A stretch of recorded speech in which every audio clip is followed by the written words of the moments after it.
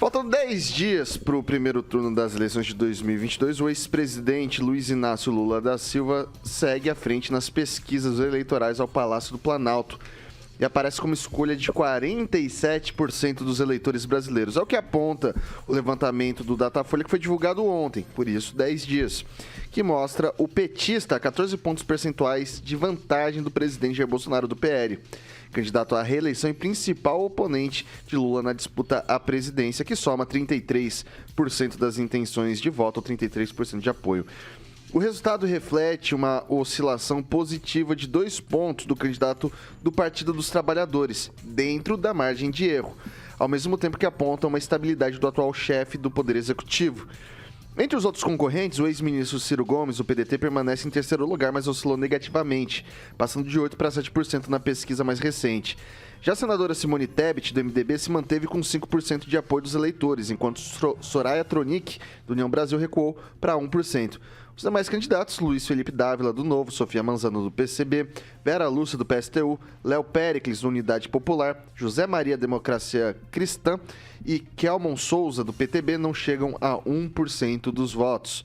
Brancos e nulos são 4%, outros 2% não souberam responder. Considerando apenas os votos válidos, excluídos os brancos e nulos e os indecisos, o ex-presidente Luiz Inácio Lula da Silva tem 50% dos votos válidos, ou seja, não é possível afirmar que o petista será eleito no primeiro turno, uma vez que ele precisaria ter 50% dos votos mais um. Apesar da possibilidade, o Datafolha testou um cenário para a segunda etapa do confronto entre Lula e Bolsonaro. De acordo com o Instituto, o petista venceria por 54% a 38%, e nesse recorte brancos e nulos são 7% e não sabem 2%. E daí, essa pesquisa ela está registrada no TSE sob o número, que eu vou pegar aqui para vocês rapidinho, BR 04180 2022, tá? Esse é o número do registro desta pesquisa.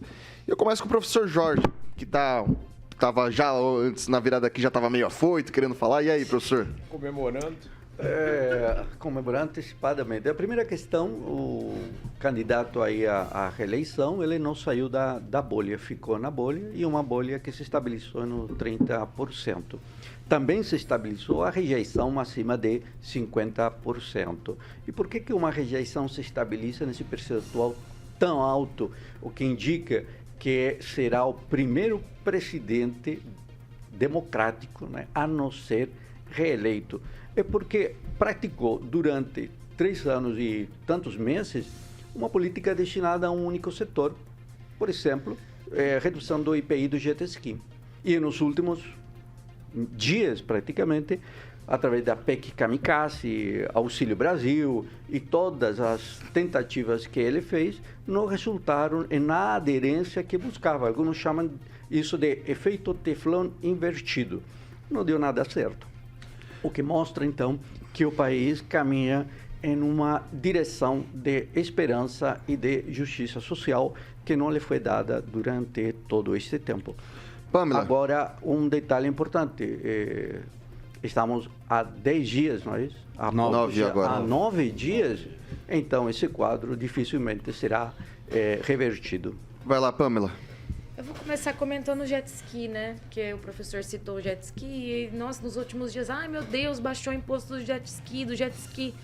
Também não falam que o pessoal lá de Itajaí, uma marina gigantesca que tem lá, já anunciou uma ampliação milionária, né? Devido ao grande fluxo aí de embarcações, né, que estão chegando na região. Então, quanto que isso envolve em empregos, geração de renda para essas regiões turísticas? Então, baixar o imposto do jet ski não é uma medida rasa como a esquerda quer fazer parecer. É um incentivo aí ao turismo, né? E claro que se reflete aí nas regiões devidas. Agora, com relação às pesquisas, o que eu acho mais interessante é que o Lula está cravando aí quase metade da população que vota nele, mas ele não se comporta, né, como um primeiro colocado. E nem os outros candidatos se comportam como se ele fosse um primeiro colocado nas pesquisas. Tanto é que todos, né, atacam o Bolsonaro, que seria o segundo lugar, né? A Simone Tebet, por exemplo, que era uma grande combatente aí da Dilma Rousseff na época do impeachment do PT, era uma diva, né? falava contra o PT. Hoje ela só ataca o Bolsonaro. Por quê? Ele não é segundo lugar? O Lula não tá na frente? Não seria mais conveniente para ela atacar o Lula? Até os meninos do MBL falou aqui que não tem coisa mais fácil que atacar o Lula. Seria muito mais fácil, né? Então é interessante que não existe o comportamento de primeiro lugar. Inclusive o Lula, que fica entrando na justiça para tudo. Ai, o Bolsonaro não pode usar essa imagem desse discurso. Ai, o Bolsonaro não pode usar a imagem em Londres. Então, assim, é um incômodo com um cara que tá em segundo lugar e ele que tem aí metade da população votando nele, que sinceramente eu não entendo. Aguinaldo Vieira. Olha, Vitor, eu acho que a pesquisa tem mantido uma certa coerência nesses números, independentes dos institutos, tem mantido essa margem, né, esse distanciamento entre o primeiro e o segundo colocado. O Bolsonaro está com... Contente. 33%. E o Lula 47. O Lula 47? Isso. Ah, não, então essas pesquisas estão erradas. Esse é o Aguinaldo.